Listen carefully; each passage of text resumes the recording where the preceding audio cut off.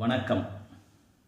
ஒருவர் தம் வாழ்வில் செய்யக்கூடாத செயல்களில் ஒன்று புறங்கூறுதல்.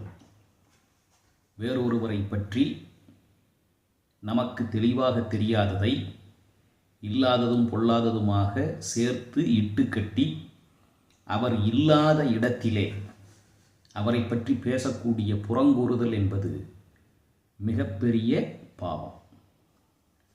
ஆண்டாள் நாச்சியார் பாடுகின்ற பொழுது சொல்லுவார், செய்யாதன செய்யோம் தீக்குறளை சென்று ஓதோம் என்று. குறளை பேசுதல் என்றால் புறங்கூறுதல், அது தீமையானது, அதனால் அந்த வேலையை நாங்கள் ஒருபோதும் செய்ய மாட்டோம் என்கிறார்.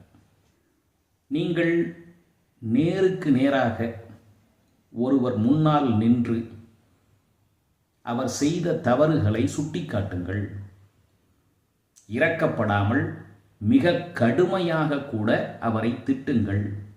அவர் செய்த குற்றங்களை எடுத்துரையுங்கள். நாம் இப்படி கடுமையாக பேசினால் அவருடைய மனம் நோகுமே, அவர் உள்ளம் புண்படுமே என்றெல்லாம் கூட இரக்கப்பட வேண்டாம். நேருக்கு நேராக நின்று ஒருவரை பற்றி பேசுவதென்பது அவர் வருத்தப்பட்டாலும் பரவாயில்லை, அவருக்கு நன்மை தருமானால் அதை பேசலாம். மாறாக ஒருவர் இல்லாத இடத்திலே அவரை பற்றி நாம் பேசுகின்றோம் என்றால் அதனால் பல தீய விளைவுகள் அவருக்கு ஏற்படும்.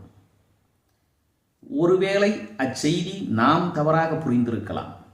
அவருக்கு முன்னால் சொன்னால் அவர் அதிலே இருக்கக்கூடிய உண்மை நிலையை எடுத்துரைக்கும் வாய்ப்பு இருக்கும்.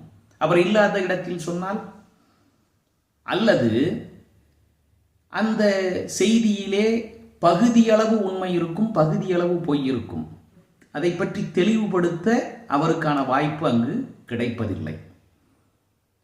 எனவே ஒருவர் இல்லாத போது நாம் சொல்லுகின்ற புறங்கூறுதல் அவருக்கு எத்தகைய பின்விளைவுகளை, கடுமையான விளைவுகளை ஏற்படுத்தும் என்பது குறித்து சற்றும் யோசிக்காமல் பேசக்கூடிய புறங்கூறுதல் என்பதை நாம் எவ்விடத்தும் ஒருபோதும் கூறக்கூடாது.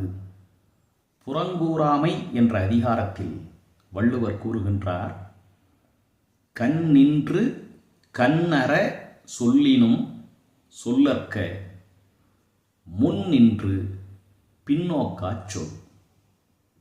நன்றி, வணக்கம்.